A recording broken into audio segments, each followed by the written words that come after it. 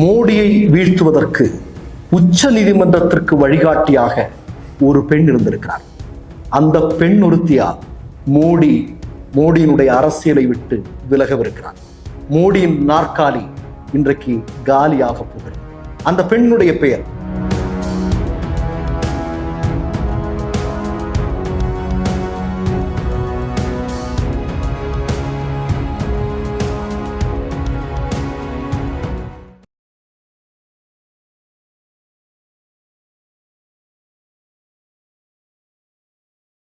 Mister perfect extra gold திருமணமான ஆண்களுக்கு திருப்பு முனையை ஏற்படுத்தும் ஹலாலான இயற்கை வியாகரா.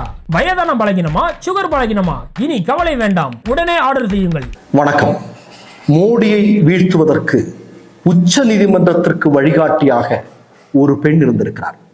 அந்த பெண் ஒருத்தியால் மோடியினுடைய அரசியலை விட்டு விலகவிருக்கிறார். மோடியின் நாற்காலி இன்றைக்கு காலியாக போகிறது. அந்த பெண்ணுடைய பெயர் பூனம் அகர்வால். இந்த பூனம் அகர்வால் அப்படின்னு சொல்லக்கூடிய இந்த பெண் ஒரு பத்திரிகையாளர். டைம்ஸ் நவ், த குவிண்ட், அந்த மாதிரியான ஊடகங்கள்ல எல்லாம் வேலை செஞ்சிருக்கிறாங்க. இப்போ ஃப்ரீலான்சரா வேலை செய்யறாங்க.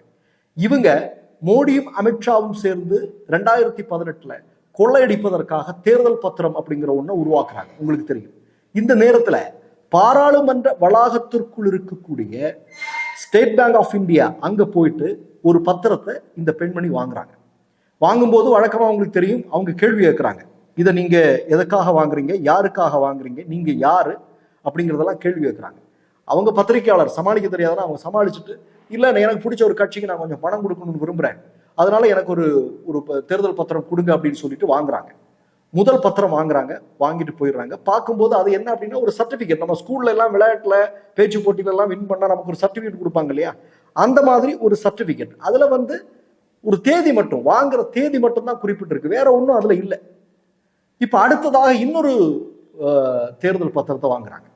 வாங்கிட்டு முதல்ல வாங்குற பத்திரத்தை என்ன பண்றாங்க அப்படின்னா ஃபாரன்சிக் பரிசோதனைக்கு அனுப்புறாங்க. ஃபாரன்சிக் பரிசோதனைக்கு அனுப்பும் போதுதான் அவங்களுக்கு தெரிய வருது, அதுல ஒரு ரகசிய நம்பர் போட்டிருக்கிறாங்க. சரி, இன்னொரு 2வது தேர்தல் ஒரு பத்திரம் ஒன்று வாங்குறாங்க இல்லையா, அதையும் ஃபாரன்சிக் பரிசோதனைக்கு அனுப்புறாங்க. அதுலயும் ஒரு நம்பர் போட்டிருக்கிறாங்க. எதுக்காக 2 வாங்குறாங்க அப்படின்னா இதுலயும் 2, அதாவது முதல்ல வாங்கின தேர்தல் பத்திரத்துல குறிப்பிடப்பட்டிருக்கக்கூடிய நம்பரும் 2வது குறிப்பிட்டிருக்கக்கூடிய ரகசிய நம்பரும் ஒன்னா அப்படிங்கிறத அவங்களுக்கு செக் பண்ணணும். பார்த்தா ரெண்டுமே 2 நம்பரா இருக்கு.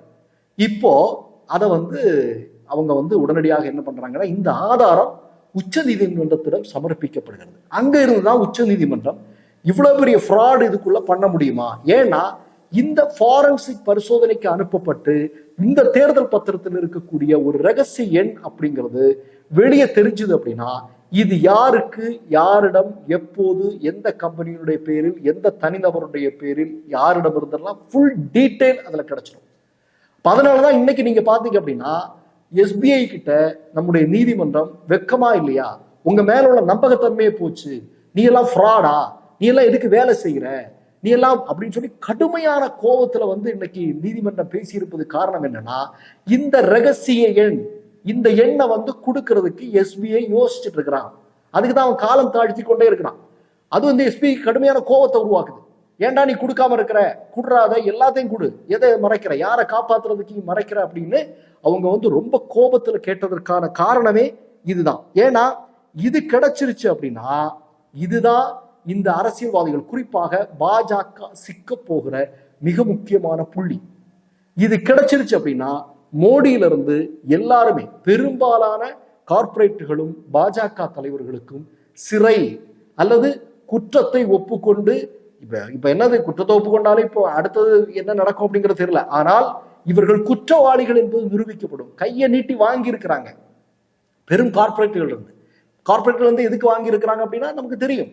அப்போ மிகப்பெரிய மோசடியை மோடியினுடைய கட்சி செய்திருக்கிறது என்பது அம்பலமாகும். இப்போ உங்களுக்கு எல்லாம் நல்லா தெரியும், இந்த கார்ப்பரேட்டுகள் இருந்து பணம் வாங்கும் போது இந்த தேர்தல் பத்திரத்தை அறிமுகம் செய்து மோடியும் அமித்ஷாவும் சேர்ந்து ஒரு ஒப்பாரி வச்சாங்க. என்ன தெரியுமா, இதெல்லாம் ஒண்ணுமே நடக்காது, யாருடைய தகவலும் வெளியே வராது, இந்த நம்பர்லாம் வெளியே வராது, இப்படி சொல்லதான் ஆதார்லாம் எடுக்க வச்சாங்க. டோனியுடைய ஆதார் நம்பரே வெளியே வந்ததெல்லாம் உங்களுக்கு தெரியும். இப்படி சாண்டியாகோ மார்ட்டில இருந்து, நம்ம வேதாந்தால இருந்து, நம்ம ஜிண்டால இருந்து எல்லார்கிட்ட இருந்தும் பணத்தை பிடுங்கினாங்க. இவங்களும் நம்பித்தான் இவ்வளவு பணத்தை வாரி கொடுத்துருக்காங்க. ஓ, மோடி அமித்ஷாவும் சொன்னா உண்மைதான் போல இருக்குன்னு. ஆனா மக்களுக்கு தெரியும், மோடி அமித்ஷாவும் சொன்ன இந்த 2 லட்சம் 15 லட்சம் தரேன்னு சொன்னது, 2 கோடி பேருக்கு வேலை கொடுக்குறேன்னு சொன்னது, பெட்ரோல் 50 ரூபா கொடுக்குறேன்னு சொன்னது எல்லாம் வடை சுடுறதுக்காக தான் மோடி வா திறப்பார் அப்படிங்கிறது மக்களுக்கு தெரியும். ஆனா சாண்டியாகோ மார்ட்டினும் இந்த மாதிரி வேதாந்தா குரூப் எல்லாம் நினைச்சுன்னா ஒருவேளை மோடி நம்மளை காப்பாற்றுவார் போல இருக்கு, வாரி வாரி வழங்கலாம் அப்படின்னு சொல்லி கொடுத்துருக்குறாங்க.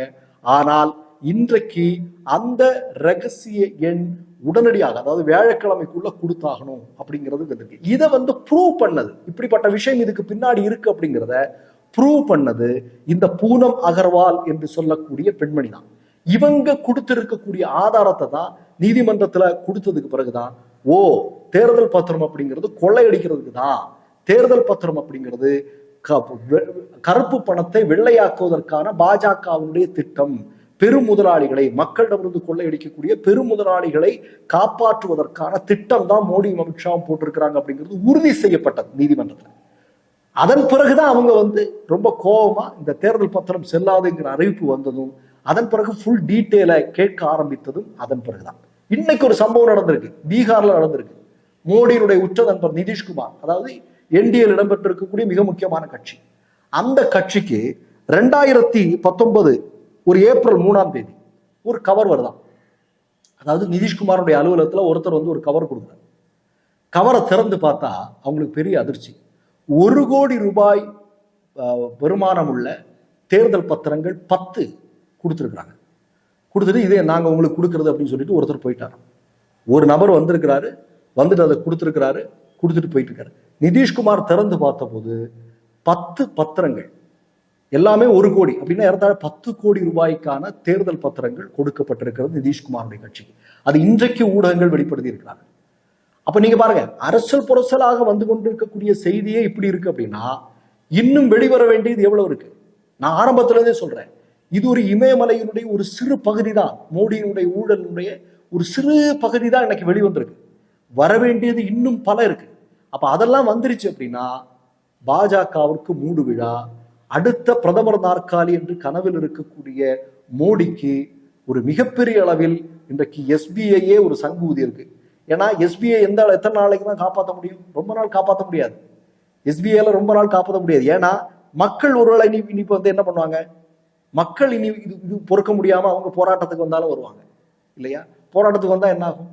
வேற எதுவும் நடக்க போறது இல்லை. மக்கள் அவ்வளவு கடுமையான கோபத்துல இருக்கிறாங்க. இப்ப தேர்தல் வருது, இல்ல வரது இதுக்கு முன்னாடி அவங்க போராட்டம் இந்தியா முழுவதும் போராட்ட களமாக மாறி இருப்பதற்கு வாய்ப்புண்டு.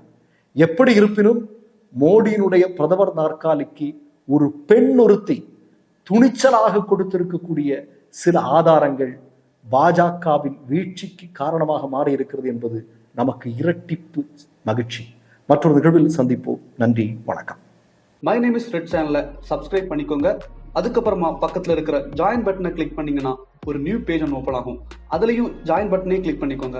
அதுல பாத்தீங்கன்னா credit R debit card options இருக்கு. இதுல உங்களுக்கு விசா, மாஸ்டர் கார்டு, ரிப்பே அப்படின்னு 3 ஆப்ஷன்ஸ் கொடுத்துருக்காங்க. அதுல நீங்க எந்த கார்டு சூஸ் பண்றீங்களோ அந்த கார்டோட நம்பர் என்டர் பண்ணிக்கோங்க. அப்புறமா கார்டோட வேலிடிட்டி மந்த் அண்ட் இயரை டைப் பண்ணிக்கோங்க. அடுத்தபடியா உங்க கார்டோட பின்னால சிவிசி கோடுன்னு சொல்லிட்டு 3 நம்பர்ஸ் கொடுத்துருப்பாங்க. அந்த நம்பரை இதுல என்டர் பண்ணிக்கோங்க. அப்புறமா அட்ரஸ் அண்ட் இன்ஃபர்மேஷன் என்டர் பண்ணிட்டு பைங்கிற பட்டனை கிளிக் பண்ணிக்கோங்க. ஒருவேளை உங்க கார்டு நம்பர் இன்வாலிட்னு காமிச்சிச்சுன்னா உங்க கார்டுல இன்டர்நேஷனல் யூசேஜை எனேபிள் பண்ணுங்க.